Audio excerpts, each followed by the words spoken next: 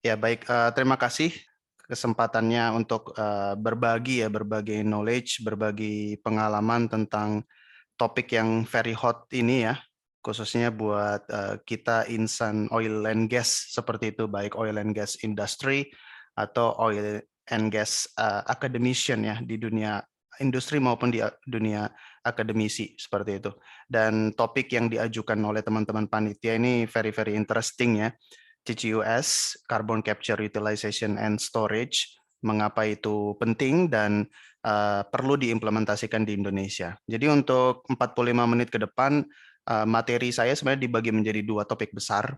Mengapa CCUS itu penting, dan yang berikutnya kita nggak akan mengerti mengapa itu penting kalau CCUS-nya sendiri kita nggak paham ya. Jadi ada dua, mengapa CCUS itu penting, dan di bagian berikutnya sebenarnya CCUS itu apa sih, seperti itu ya. Oke, nah bicara tentang CCUS itu nggak mungkin terlepas dari greenhouse gas ya. Jadi ada gas rumah kaca. Basically gas rumah kaca itu adalah gas yang ketika terakumulasi di atmosfer, dia itu berperan atau eh, dia itu X seperti efek rumah kaca. Ya, efek rumah kaca ini biasa dipakai gitu ya untuk perkebunan seperti itu. Memang tujuannya untuk memperangkap panas seperti itu yang nanti bisa mempercepat ya pertumbuhan tanaman. Tapi kalau skalanya global seperti ini dan akumulasi gas rumah kaca di atmosfer itu seperti ini gitu ya, menyelimuti bumi, sementara secara kontinu kita terus-menerus menerima panas dari matahari seperti itu, maka akan terjadi kenaikan temperatur gitu ya. Karena temperatur atau energi balance-nya sudah nggak balance di sini. Di sini ada kenaikan energi terus karena kita terus-menerus mengakumulasi energi dari matahari, sementara yang harusnya kita pantulkan sebagian, ya kita harusnya memantulkan sebagian kembali ke luar angkasa, tapi pemantulan baliknya itu nggak begitu bekerja karena sudah ada diperangkap oleh gas rumah kaca. Jadi seperti itu. Nah, pertanyaannya sebenarnya gas rumah kaca itu apa? Kita pasti sudah tahu sedikit banyak gas rumah kaca. Ada banyak sebenarnya gas rumah kaca, tapi yang paling banyak di antara semua tipe-tipe gas rumah kaca adalah karbon dioksida. Nah, ini data yang saya dapat dari ini datanya US ya, datanya Amerika. Di Amerika yang paling banyak gas rumah kaca yang paling dominan itu adalah CO2. Walaupun efek gas rumah kaca yang paling berbahaya itu sebenarnya ada di CH4 ya. Dia itu efeknya jauh lebih memerangkap panas, tapi secara jumlah, secara konsentrasi yang paling tinggi di atmosfer kita itu adalah CO2. Nah, CO2 ini kontributornya dari mana? Seperti itu ya. Pertanyaan berikutnya. Ada banyak. Ternyata sektor transportasi menyumbang 27%. Ini di Amerika ya, tapi let's say Amerika bisa kita pakai untuk merepresentasikan global ya misalnya ya. Kemudian pembangkit listrik 25%. Industri, semen, chemical dan lain sebagainya 24%. Nah, agriculture. Nah, jangan kira agriculture yang mungkin di pikiran kita itu green, hijau gitu ya. Enggak juga. Seperti itu. Banyak peternakan membuang kotoran dan yang dirilis dari kotoran itu juga gas rumah kaca. Kemudian efek sektor komersial, mall dan lain sebagainya dan juga residensial. Nah, semuanya ini emitor gas rumah kaca, semuanya ini emitor CO2. Seperti itu yang somehow yang paling banyak terkumpul sekarang adalah CO2. Kenapa?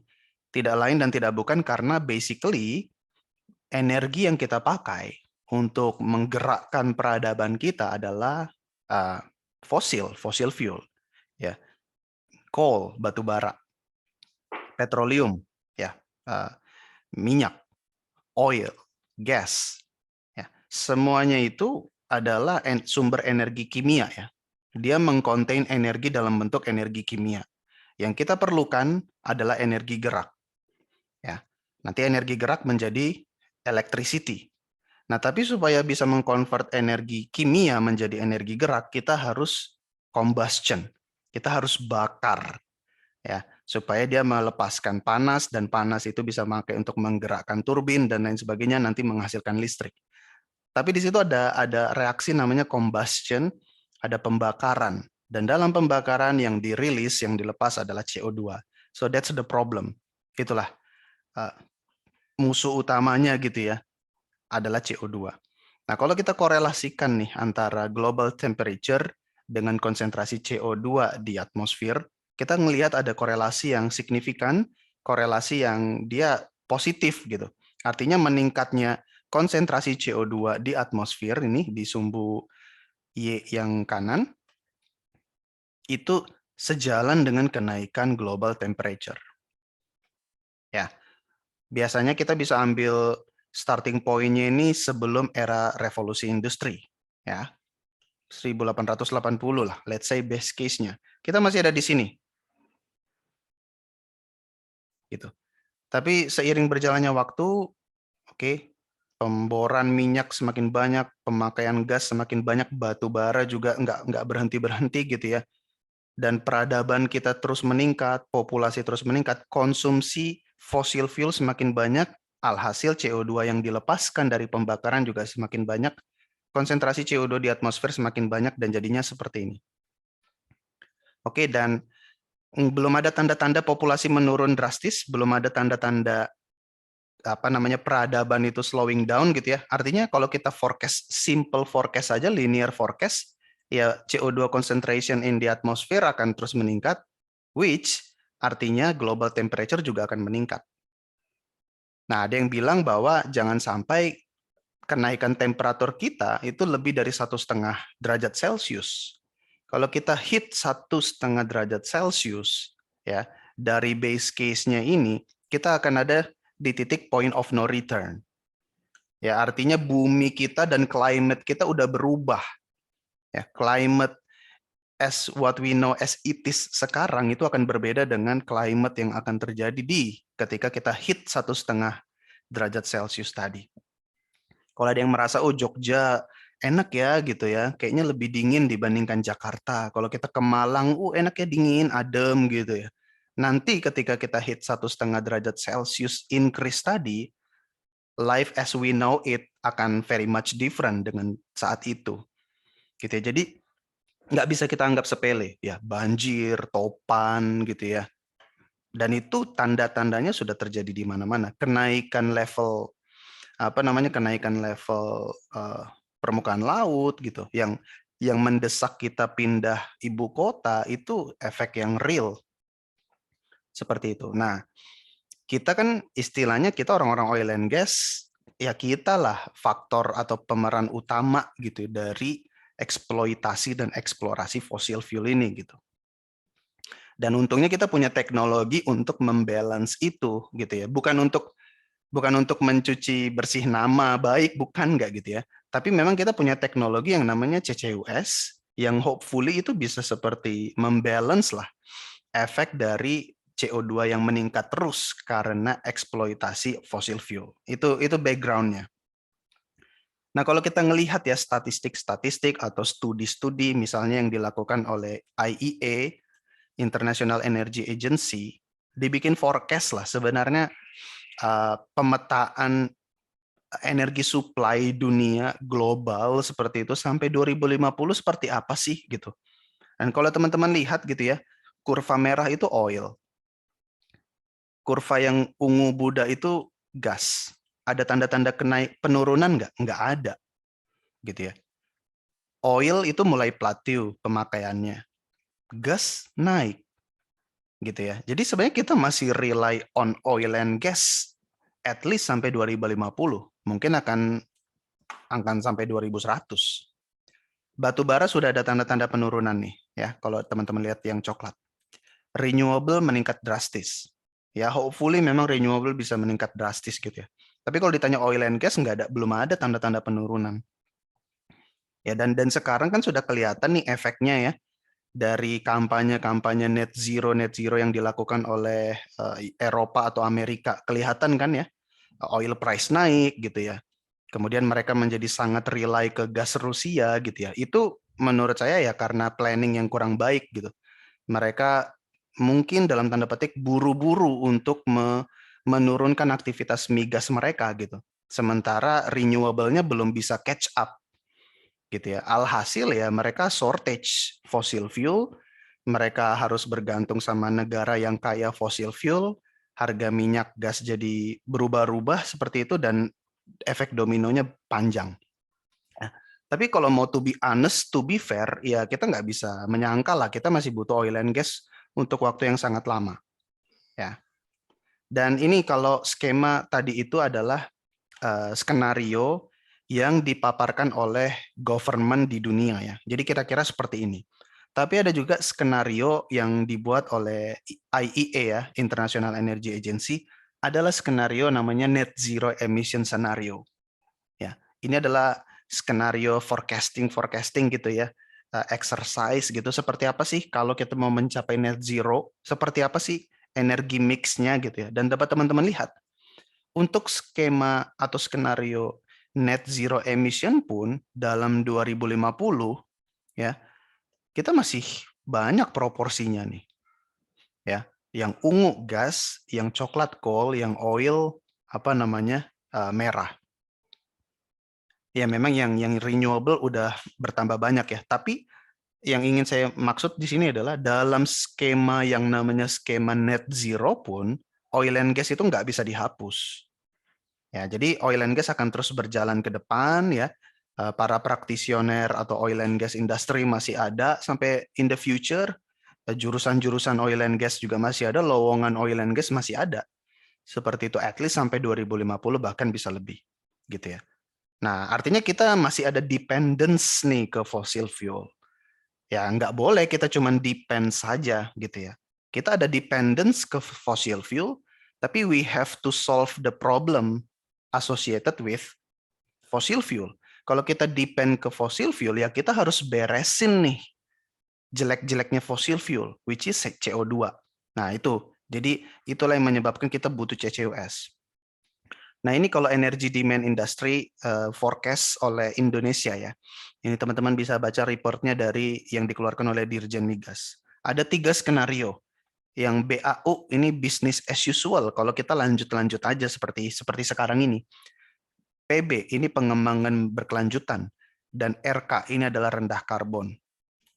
Nah, message yang mau disampaikan di sini adalah dalam ketiga skenario, coal yang warna hitam, gas yang warna biru, dan fossil fuel yang berwarna ungu masih ada dalam energi mix. Ya. Nah, kemudian IEA juga mengeluarkan skema atau forecast bagaimana sih average annual CO2 reduction, penurunan emisi CO2 dalam skenario net zero. Gitu ya. Artinya kalau kita mau mencapai net zero di 2050, kotak-kotak ini harus terpenuhi. Ya, yang kotak warna ungu kita harus mengubah behavior. Kita harus mengurangi demand. Berikutnya, yang warna biru. Kalau kita mau net zero di 2050, kita harus banyak electric vehicle. Kita harus banyak elektrifikasi. Kita harus pakai hidrogen. Ya, kalau ada salah satu box dari sini ini aja gagal, berarti net zero di 2050 tidak tercapai. Kira-kira seperti itu. Dan dapat teman-teman lihat porsi CCUS ada di sini. Lumayan besar. Ya bisa dibilang 1/6-nya. Gitu ya. 1/6 ini apa namanya signifikan. Karena kalau saya hilangkan kotak coklat ini, artinya CCUS tidak ada diimplementasikan worldwide, net zero nggak akan terjadi. Kita hanya akan memperparah bumi kita. Ya, jadi CCUS is a must, CCUS itu harus. Karena apa? Karena yang pertama, karena kita masih bergantung sama oil and gas. Dan kita nggak punya cara untuk memitigasi si CO2-nya. Oke, itu yang pertama. Dan yang kedua adalah setelah dihitung-hitung, kalau kita mau mencapai net zero tanpa CCUS, net zero nggak akan tercapai di 2050. Sementara skenario-skenario yang ini semuanya itu dibuat dengan catatan bahwa kita menghindari 1,5 derajat Celcius tadi. Gitu ya. Jadi CCUS is a must, CCUS itu harus diimplementasikan di berbagai negara, salah satunya di Indonesia. Seperti itu.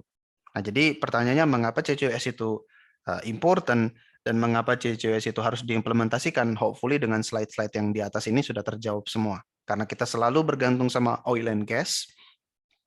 Tapi at the same time kita harus beresin problem terkait oil and gas, which is CO2 yang akan terus diproduce ketika kita mengcombust si fossil fuel. Oke, nah sekarang let's talk about CCUS itu apa. Nah, CCUS itu karbon, C yang pertama itu karbon, C yang kedua itu capture, U itu utilization, and S itu storage. Karbon di sini maksudnya adalah CO2, ya. Yang pertama adalah capture. Oke, jadi kita tahu ada sumber CO2 macam-macam sumbernya, gitu ya. CO2 ini harus kita capture dengan teknologi-teknologi yang ada. Nah, teman-teman chemical engineering ini yang jauh lebih tahu dibandingkan petroleum engineer. Ya. Jadi ada yang namanya teknologi capture. Nah, setelah kita capture, ada transisi namanya transport. Ya, CO2-nya harus kita transport. Kemudian ada yang bisa kita use, kita pakai, itulah U dari utilization. Oke, kemudian di sini ada U utilization, dan yang terakhir, kalau CO2-nya tidak di utilization, kita akan storage, kita akan simpan CO2-nya. Ya, jadi ke CO2 di capture, tangkap dulu, diisolasi ya, kemudian ditransport somewhere, ada yang ke pemakaian, di use, dan ada yang disimpan. Nah, value chain-nya kira-kira seperti ini. Di capture ada banyak teknologi dan skema untuk mengcapture CO2. Ada post combustion, oxygen fired combustion, pre-combustion ya. Equipment-nya juga banyak macam-macam. Kemudian CO2 ditransport bisa via pipeline, dengan ship atau dengan di jalan gitu ya, dengan kereta ada tangki-tangkinya. Kemudian disimpan di storage atau di use, ada banyak tipe storage, salin formation, oil and gas reservoir yang sudah deplete, yang sudah habis, atau kita pakai untuk enhanced oil recovery, macam-macam. Nah, CO2 capture teknologinya at least ada 4 yang paling besar. Yang pertama adalah yang paling mature nih, absorption. Oke, absorption ini sudah dipakai oil industry dari lama banget ya, karena oil industry ada natural gas. Natural gas nggak selalu clean, nggak selalu pure, tinggi konsentrasi CH4-nya. Kadang-kadang ada yang membawa H2S, kadang-kadang ada yang membawa CO2. Ya. Nah, ini kan harus dipisahkan nih CO2-nya. Nah, CO2-nya itu udah dari lama banget kita pakai absorption dengan fluida namanya amin.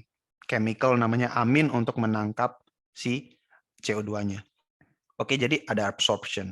Kemudian ada adsorption. Adsorption ini di dunia industri nggak terlalu baru ya. Udah banyak dipakai karbon aktif gitu ya, adsorben macam-macam gitu. Kemudian ya ada macam-macam lah ya untuk adsorben, itu juga bisa dipakai untuk menangkap CO2. Jadi kalau diabsorpsi ini CO2-nya masuk ke fasa liquid, kalau di adsorption CO2-nya nempel di pori-pori solid, nempel di pori-pori adsorbennya. Kemudian ada dipakai membran, ya. Dan terakhir ada dengan cryogenic, ini permainan termodinamika, permainan temperatur ya. Intinya CO2 itu ditangkap, dipisahkan dari aliran gas yang lain. Ya, jadi misalnya kita punya flue gas, gas buangan pembakaran. Let's say kita di pembangkit listrik ya, di PLN.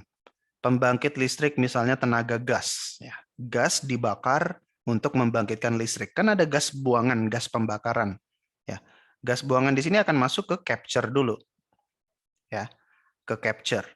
Nah, nanti setelah di capture, CO2-nya akan lepas, akan dipisahkan dari stream yang lain. Nah, stream yang lain kan ada macam-macam ya, gas pembuangan ya, ada H2O, ada sisa nitrogen, ada sisa O2 yang belum terbakar, macam-macam. Tapi intinya kita mau isolasi si CO2-nya ini dengan si capture. Untuk nanti CO2-nya kita deliver ke tempat lain. Nah, ada banyak mekanisme atau bagaimana kita mengirimkan CO2, ada via ini, pipa.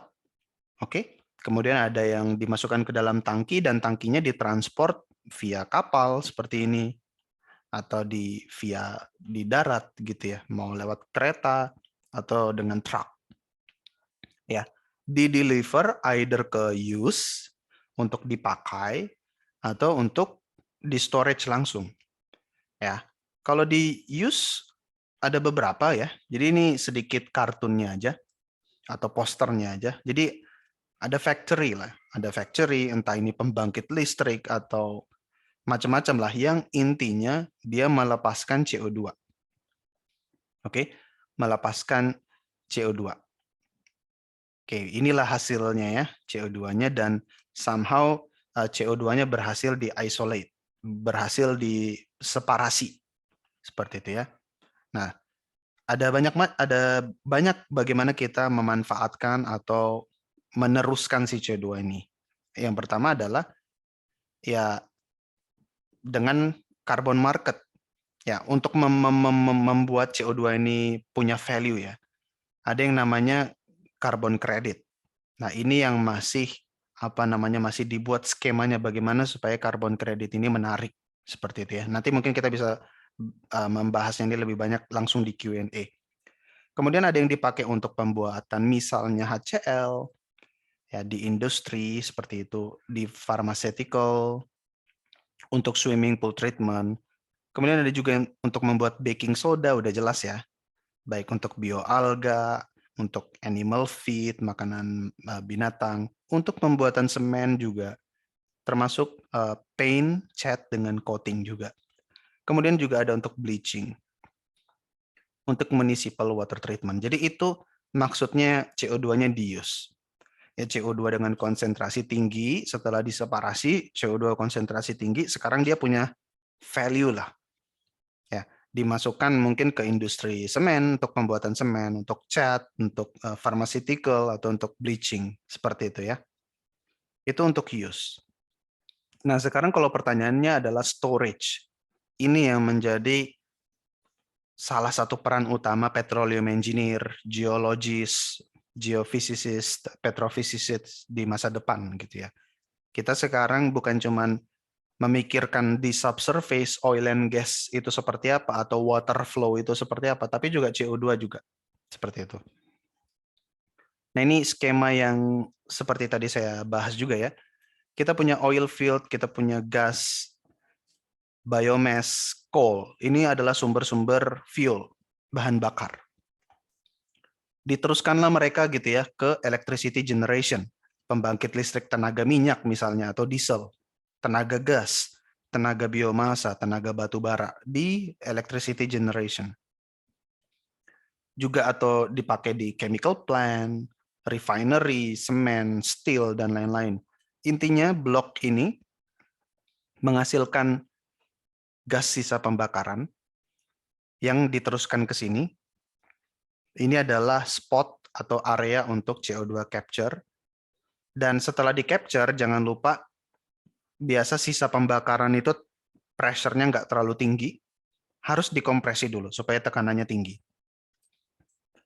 Setelah di capture, dikompres gitu ya, bisa dikirim ke untuk mineral carbonation, industrial use, ya, atau langsung ke storage untuk disimpan ke geological storage, ke reservoir. Ya, di delivernya bisa fase gas, bisa fase supercritical, bisa fase liquid. Ya, tergantung. Seperti itu.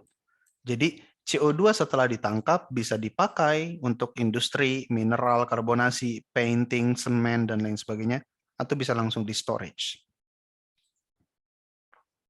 Dan ini juga representasinya ya. Jadi yang pertama, conventional coal-fired power plant. Jadi kita punya pembangkit listrik tenaga batu bara konvensional. Ya, di sini. Gitu ya. Release CO2 directly into the atmosphere. Ya, kalau tidak ada CCUS di pembangkit listrik, ya pembangkit listrik tenaga batu bara ini akan membuang aja CO2-nya ke atmosfer. Tapi sekarang nggak seperti itu. Sekarang planningnya PLN ya, ini pembangkit listrik lah ya, PLN itu akan equip dengan CCUS.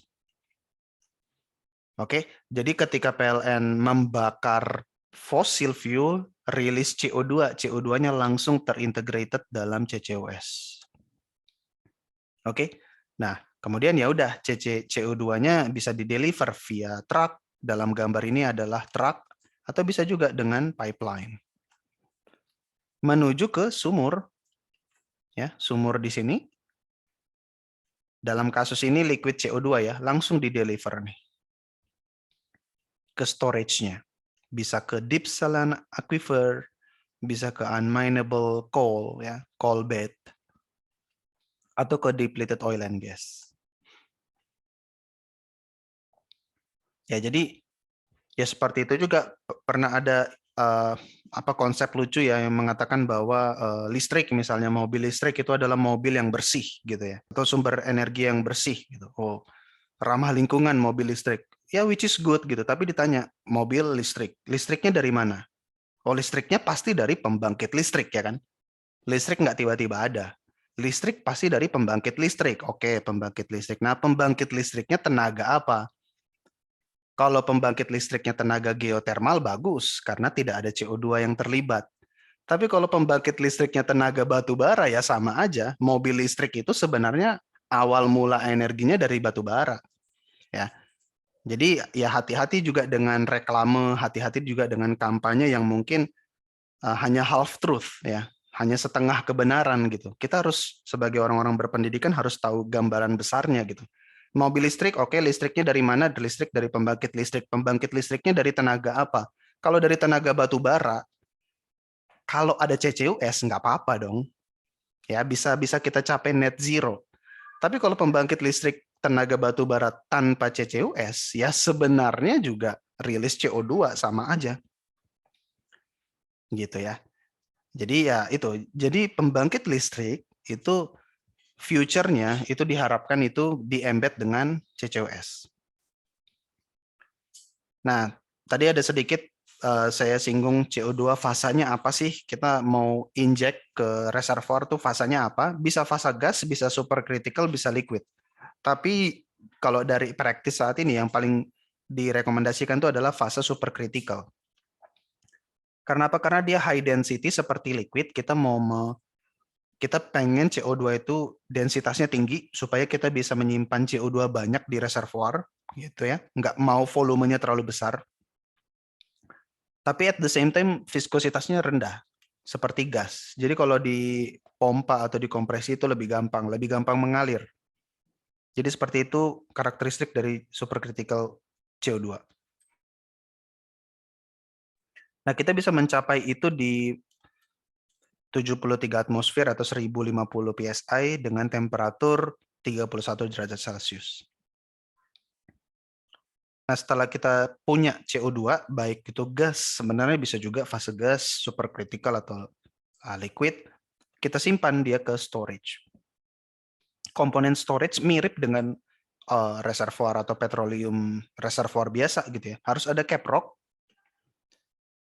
untuk seal gitu ya. Kemudian ya kita bisa inject di reservoirnya atau kita bisa simpan juga di aquifernya.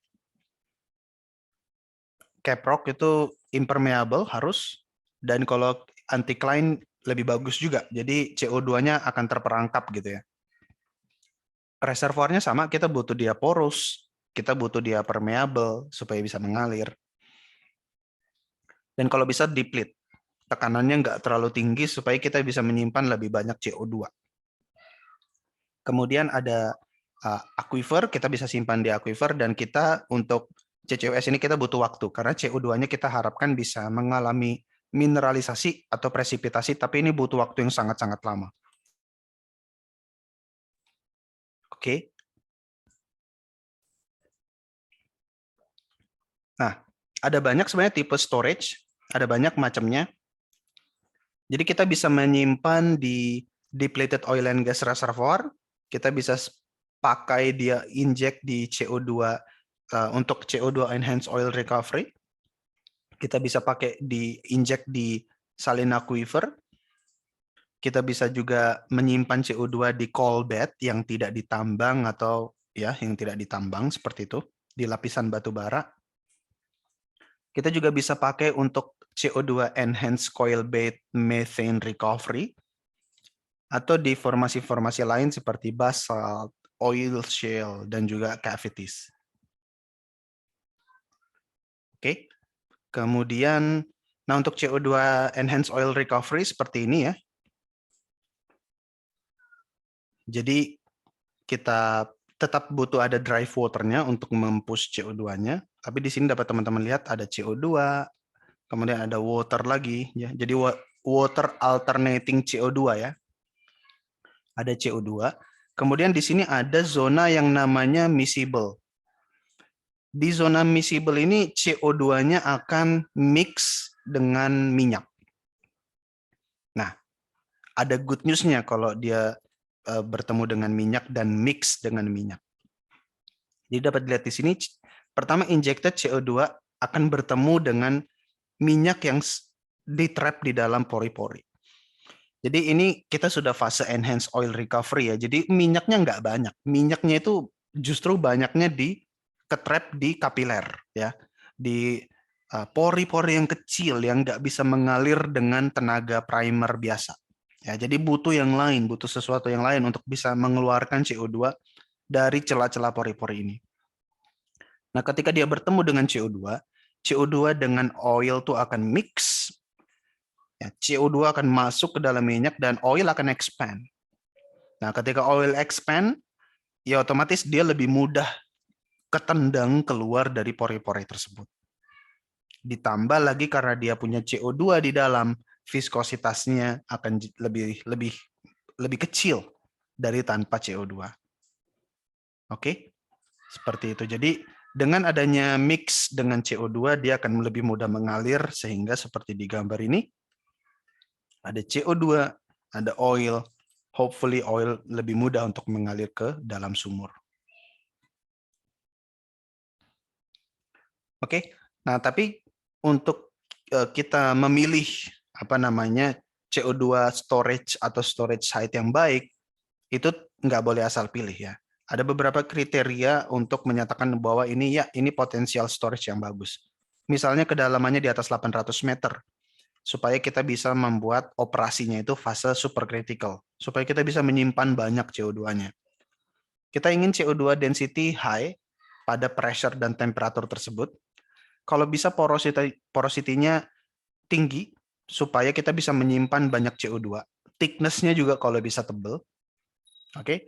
Kemudian kalau bisa dia permeable, supaya CO2-nya itu mudah mengalir. Injectivity-nya bagus. Kalau bisa dia tidak terlalu heterogen. Oke. Jadi istilahnya sweep-nya itu bagus, CO2-nya itu nge-sweep masuk ke dalam reservoir atau ke dalam storage itu lebih bagus.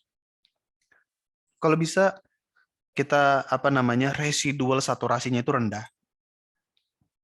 Ya residual water saturation atau residual oil saturation-nya itu kalau bisa rendah supaya CO2-nya bisa lebih banyak lagi kita masukkan ke dalam storage ya, atau ke dalam pori-pori batuan. Dan kalau bisa litofasiesnya yang kualitasnya bagus. Dengan demikian kita bisa menjamin atau kita bisa expect ini si storage ini bisa menyimpan CO2 yang banyak untuk waktu yang lama. Nah, kemudian ada beberapa trapping mechanism yang bisa membuat CO2 setelah kita inject dia aman, secure di bawah. Yang pertama adalah stratigraphic atau structural trapping, mirip seperti oil and gas biasa. Ada anticline trapping,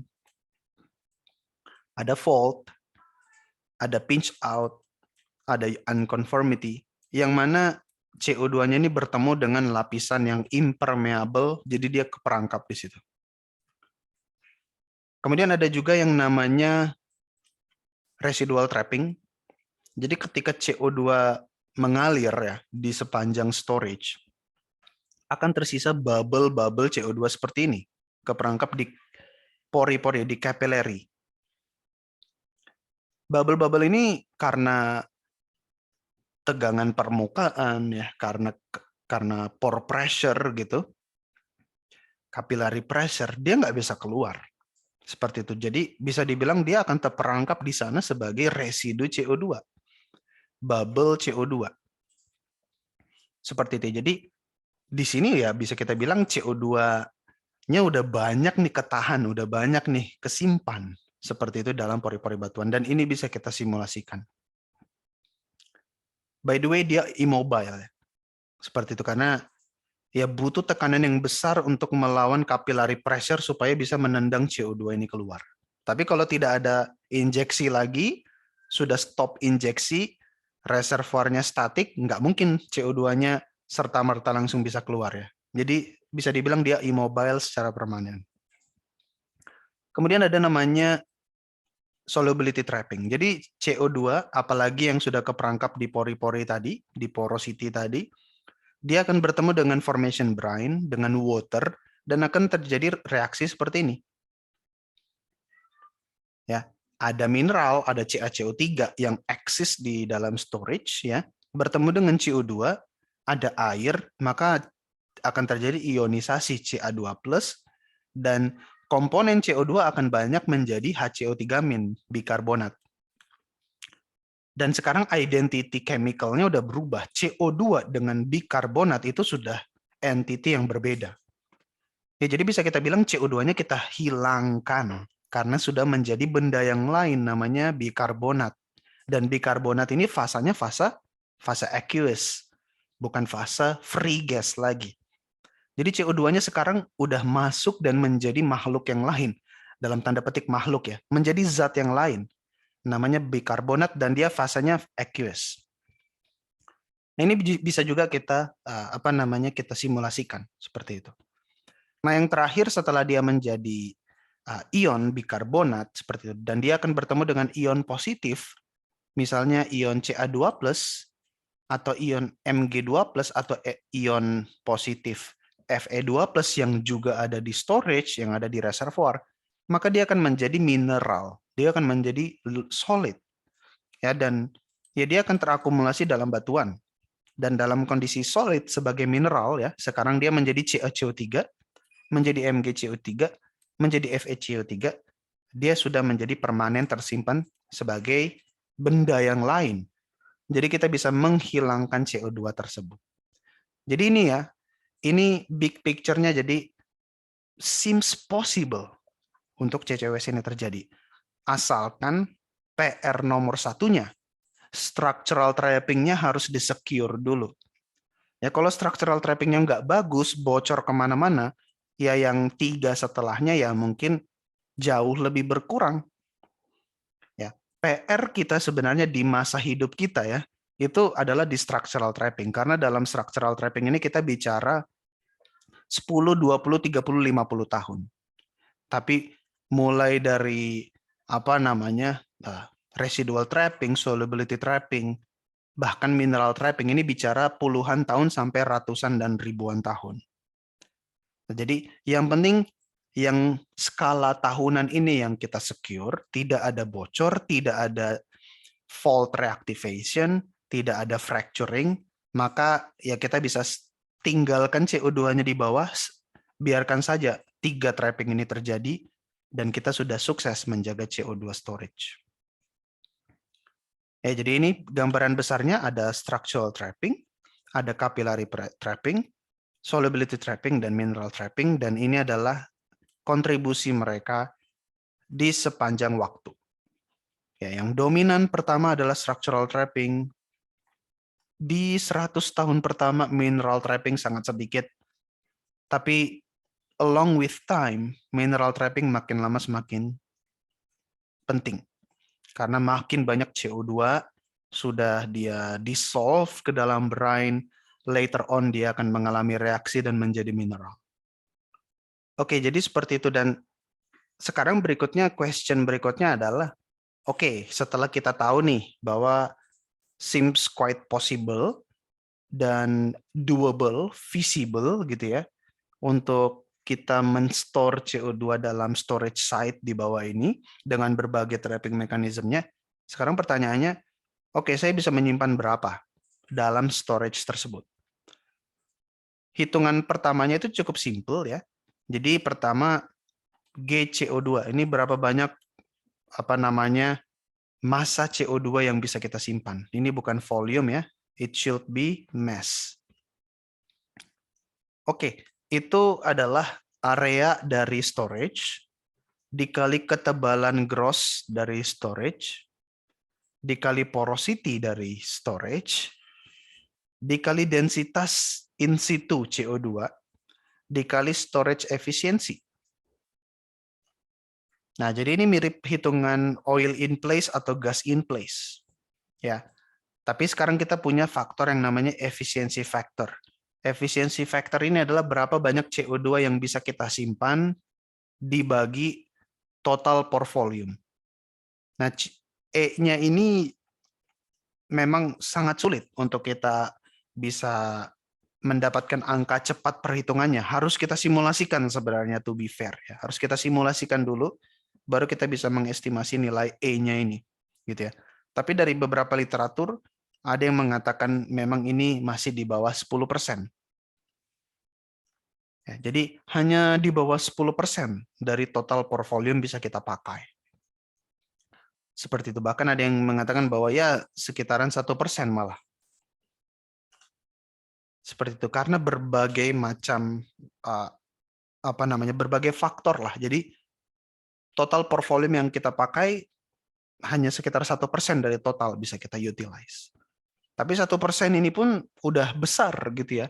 Karena pore volume yang kita pertimbangkan di sini adalah pore volume yang levelnya level region atau level basin atau level ya site gitu ya.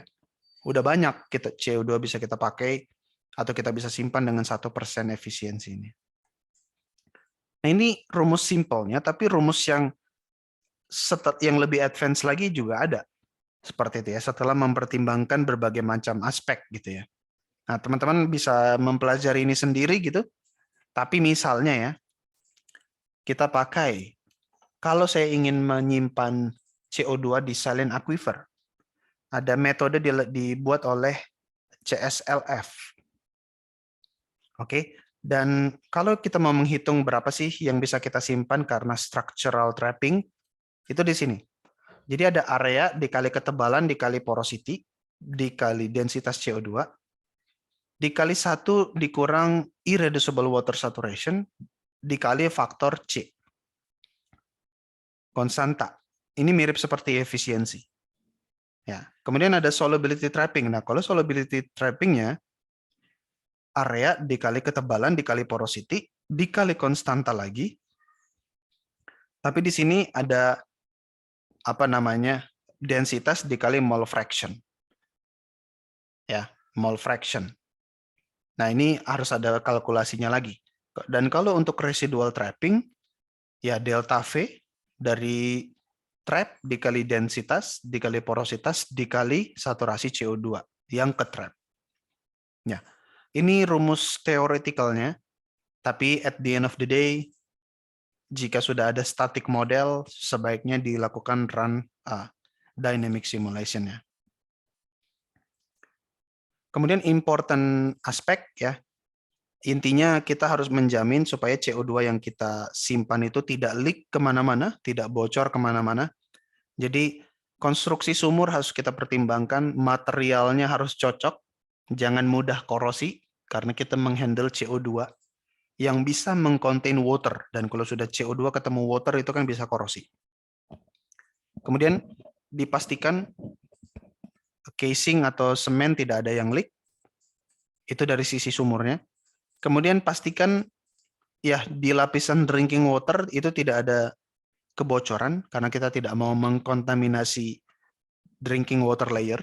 Ya, ini basic ya seperti yang kita lakukan juga untuk oil and gas. Kemudian cap rock. Cap rock kalau bisa yang integritasnya betul-betul kita jamin. Tebal, impermeable, strukturnya kuat. Karena ketika kita menginjak CO2 dan bertekanan tinggi, kita tidak mau terjadi fault.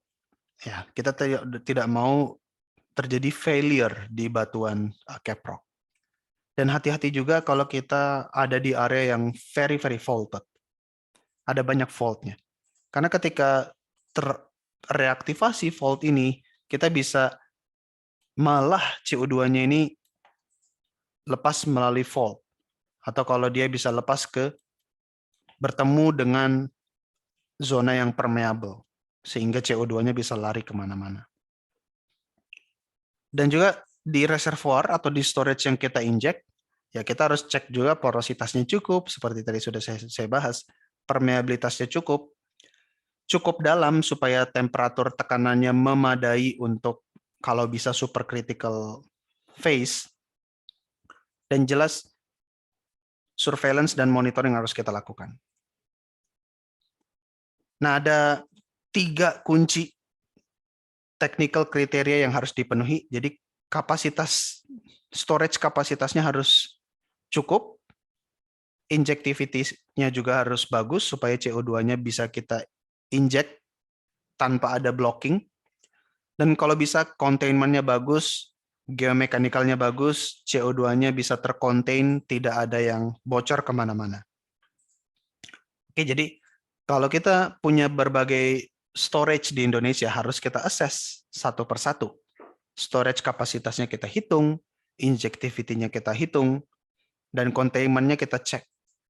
Ada nggak potensi fracturing, faulting selama kita menginjek CO2. Ya, potensial leaking juga melalui sumur, apalagi sumur-sumur tua, sumur-sumur yang di plug abandon, harus dicek lagi. Ada possibility nggak semen-semennya itu micro channeling, atau ada yang kecil-kecil fracture, ada celah-celah yang bisa menjadi celah untuk CO2 kembali ke atmosfer. Risikonya karena ini akan diimplementasikan di Indonesia, harus kita petakan juga. Risikonya ada induced seismicity, ya gempa skala kecil karena kita injeksi CO2, tapi ini nggak masif sebenarnya. Kemudian kita harus cek di storage yang tempat kita untuk menggunakan untuk storage CO2 ada fault-nya atau tidak, ada potensi cap rock yang akan fail atau tidak gitu ya. Karena kita tidak mau CO2-nya ini rilis dan nantinya bisa masuk ke zona air minum, bisa keluar ke danau, atau bisa ya mencemari tanah, atau bahkan bisa terakumulasi di basement, menurunkan konsentrasi O2, oksigen, dan ini bisa masalah pernafasan, sesak nafas, dan lain sebagainya. Hati-hati juga dengan sumur-sumur yang abandoned, baik sumur air minum atau sumur oil and gas. Itu semuanya harus dicek supaya tidak ada jalur CO2-nya ini leaking. Baru at the same time selama kita melakukan injection operation mungkin 20, 30, 50 tahun, harus kita lakukan surveillance. Ada banyak skalanya, ada remote sensing, ya kita lihat dari atas. Kemudian atmospheric detection, di titik-titik di mana kita pasang detektor, ada nggak peningkatan konsentrasi CO2 yang signifikan, yang menunjukkan tanda-tanda kebocoran. Surface deformation, ada nggak perubahan deformasi permukaan tanah, menggembung gitu tiba-tiba karena ada flux CO2 dari bawah. Surface flux monitoring, ada nggak flux CO2 dari tanah keluar, itu harus dicek semua. Fluid sampling secara berkala untuk memastikan tidak ada pencemaran akibat CO2. Monitor tekanan, ya pasti. Kalau kita injek harusnya tekanan meningkat. Kalau tekanannya tidak meningkat, berarti ada titik kebocoran. Seismic profile, ya untuk mengetahui nanti CO2-nya ini sudah sejauh mana dia bergerak. Logging, ya bisa saturation logging untuk memastikan bahwa memang peningkatan saturasinya terjadi, peningkatan saturasi CO2. Core analysis, Crosswell electromagnetic and seismic testing, macam-macam harus dilakukan. Sembari kita juga punya simulasi untuk nanti dilakukan perbandingan dan history matching. Ini skala-skala monitoring yang bisa dilakukan, bisa dari skala besar, level satelit, kemudian ada seismic, dan skala yang middle itu misalnya borehole seismic atau vertical seismic profiling, crosswell seismic, dan yang skala kecil, well logging dan core testing untuk mengetahui saturasi CO2 di titik-titik tertentu. Nah, kemudian persebarannya untuk monitoring tekniknya, yang mahal itu misalnya kita lakukan seismic ya. Cost-nya itu high, tapi benefit-nya juga high. Namun majority testing-testing yang bisa dilakukan itu masuk ke area yang harganya tidak terlalu mahal. Karena teknologinya juga udah banyak dan mature, jadi secara biaya tidak terlalu mahal. Jadi very possible kalau kita lakukan project CCUS, kita udah tahu. Monitoring dan surveillance tekniknya sudah available juga. Nah, misalnya kalau kita lakukan seismic, kita bisa, apalagi yang 3D, kita bisa mengetahui area pelamparan ya, atau plume migration, migrasi dari plume CO2 secara areal maupun secara vertikal, jadi kita punya image 3 dimensinya. Dan kalau kita lakukan secara waktu, kita dapatkan 4D seismic. Ya, jadi dapat lihat di sini di kasusnya ini, CO2-nya sudah menyebar ya, dari waktu ke waktu. Dan secara vertikal juga, CO2-nya juga menyebar. Nah, dari sini kan kita bisa tahu ya, apalagi kalau kita sudah punya dynamic simulation, kita bisa history matching. Kita bisa melihat, oh CO2 saya masih aman di daerah storage. Dia tidak leaking kemana-mana. Ya. Bahkan kalau kita punya informasi berapa luas area dan berapa saturasinya di sini, kita bisa tahu, saya injek CO2-nya sekian ton, dan kalau saya estimasi area ini area CO2-nya ini berapa ton, kalau dihitung-hitung seperti itu bisa. Oh, jadi bisa kita bilang CO2 yang saya simpan semuanya tersimpan, atau CO2 yang saya injek semuanya tersimpan di dalam storage. Kemudian ini reservoir simulation ya, inputnya tentu saja dynamic, static property, dan ketika kita run, kita bisa lihat terutama profil saturasi CO2-nya. Tentu saja kita lihat juga profil pressure-nya, profil densitasnya, dan ya profil saturasi. Hopefully dengan sisa waktu yang ada, saya ingin memberikan review sedikit aja tentang simulasi ya. Kalau ini yang secara 3D-nya, tapi kalau secara vertikalnya dapat dilihat di sini, along with time ya, 2 tahun, 20 tahun, 200 tahun. Awal-awal injek masih seperti ini, tapi along with time CO2-nya akan naik ke atas ya, karena bagaimanapun CO2-nya lebih ringan dari water, sehingga dia akan mengumpul dulu ke atas. Oke, karena gravity, karena buoyancy. Oke, lama-kelamaan bereaksi dengan brine-nya akan lebih berat daripada brine tanpa CO2. Artinya brine akan turun. Ya, karena densitas dari brine yang sudah mengandung bikarbonat itu lebih berat. Turun ke bawah. Ini 4.000 tahun. Nah, lama-kelamaan in the very, very, very far future ya, pasti di sini sudah ada nanti akumulasi mineralnya. Seperti itu. Oke, dan slide terakhir, mengapa important di Indonesia? Karena CO2 punya banyak source CO2. Dan yang saya tunjukkan di sini adalah lapangannya.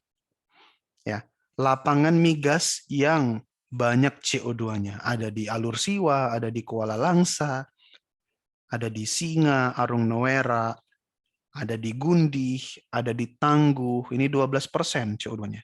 Bayangkan di East Natuna, CO2-nya 80%. Kuala Langsa 81%. Senoro 3%, Matindok 3%, Gundih 20%. JTB 35%. Artinya kalau kita mau ambil natural gas-nya, karena kita memang masih butuh energi, apalagi pemerintah punya target 1 juta barel, dan berapa million scuff per day, saya lupa angkanya. Tapi intinya kita masih butuh natural gas.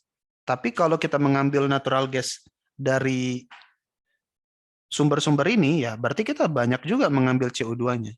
Sekarang CO2-nya mau diapakan? Apakah dirilis ke atmosfer? Ya tentu tidak. Harapannya in the future, kita masukkan ke dalam CCUS. Dan studi yang berjalan, ini saya relatif memakai data yang agak lama ya, karena CCUS ini sedang berkembang cukup pesat, harusnya ada data yang lebih baru. Tapi ada beberapa studi terkenal yang sudah dipublikasikan juga ya, disosialisasikan, dipaparkan gitu bahwa memang sedang dilakukan studi, yaitu untuk CO2 Enhanced Oil Recovery di lapangan Sukowati. Oke, targetnya 15 juta ton CO2 injeksi 25 tahun, CO2 dan Enhanced Gas Recovery di Gundih Field antara ITB dan Jepang, 3 juta ton untuk injeksi 10 tahun, dan CO2 enhanced gas recovery ditangguh 30 juta ton 10 tahun.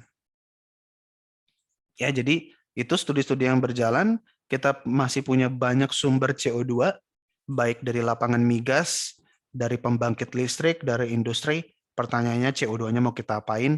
Semoga semuanya itu bisa diintegrasikan dengan CCUS. Oke, sebentar saya pindah dulu ke simulasi sebentar ya. Oke, jadi ini simulasi yang saya sudah lakukan ya, teman-teman. Jadi saya di sini punya beberapa injektor. Oke, dan saya menginjeksikan CO2 seperti itu. Dan kalau kita lihat nanti misalnya di sini ada komponen yang namanya komponen CO2. Molar density dari CO2 dapat kita lihat di sini. Yang warna merah itu berarti molar densitas dari CO2-nya tinggi. Dan dapat dilihat ini saya simulasikan sampai tahun 3100 ya. Bayangkan tahun 3100.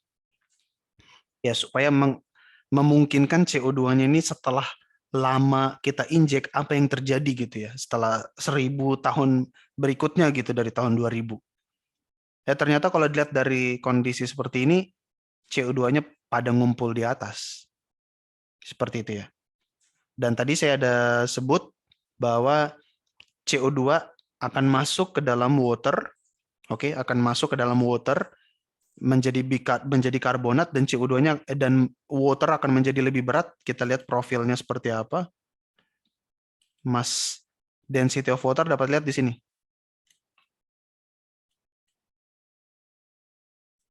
Profilnya jadi lebih berwarna-warna karena di titik-titik tertentu waternya udah lebih banyak mengandung CO2 yang sudah larut. Ya, ini awalnya biru semua ya, awalnya biru semua nih. Tapi kadang-kadang kalau saya mundur ke bawah ke kondisi original, ya karena 1000 tahun itu jadi dia nggak terlalu mulus kembali ke belakang. Tapi awalnya itu kecil semua gitu ya, tapi setelah kita injek dengan CO2, bereaksi dengan CO2, terjadi perubahan. Seperti itu, dan kita juga bisa lihat nih, misalnya di graf, kita pergi ke misalnya VIP6, kemudian di sini ada analitik. Nah, tadi yang saya sebutkan structural trapping, capillary trapping itu untungnya di software-software yang sekarang sudah ada gitu ya. Misalnya number of moles CO2 mobile in gas. Ini berarti adalah berapa banyak structural trapping berperan. Kemudian number of moles CO2 trapped in gas, berarti ini residual trapping, dapat dilihat kontribusinya setelah 1000 tahun. Dan juga number of moles component in water, ini berarti berapa banyak CO2 yang larut ke dalam water, dapat dilihat di sini. Ya, dan misalnya saya ubah warna menjadi warna biru misalnya, supaya kita bisa melihat. Kemudian yang ketrap di gas itu misalnya saya ganti warna hijau. Nah, dapat kita lihat ya. Jadi yang tersimpan di structural trapping setelah berapa tahun nih? Setelah ribuan tahun itu turun dia sebenarnya. Ya, awalnya dia tinggi, sebentar. Tapi setelah kita bicara 1000 tahun dia turun. Kontribusi structural trapping itu turun. Yang naik adalah yang ini, yang biru. Artinya along with time, makin banyak yang larut ke dalam water. Gitu ya. Yang residual trapping naik, tapi ya makin lama juga makin menurun. Kenapa? Karena setelah bicara 100, 200, 300, bahkan 1000 tahun, bubble-bubble yang keperangkap dalam kapiler tadi, di dalam porosity, itu larut ke dalam water dan menjadi karbonat, menjadi ion di dalam water.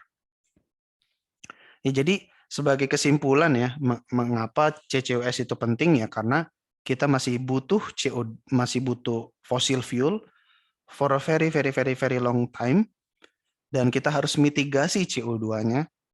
Dan mengapa ini penting ya? Karena fortunately ini possible untuk kita lakukan dan possible untuk kita simulasikan. Dan melihat semuanya ini ya semoga kita menjadi lebih termotivasi gitu ya bahwa ini visible, ini doable, dan ini worth it banget untuk kita lakukan. Oke, I think that's all, teman-teman. Semoga yang sudah kita pelajari ini bisa bermanfaat dan kembali lagi ke moderator ya untuk Q&A. Terima kasih.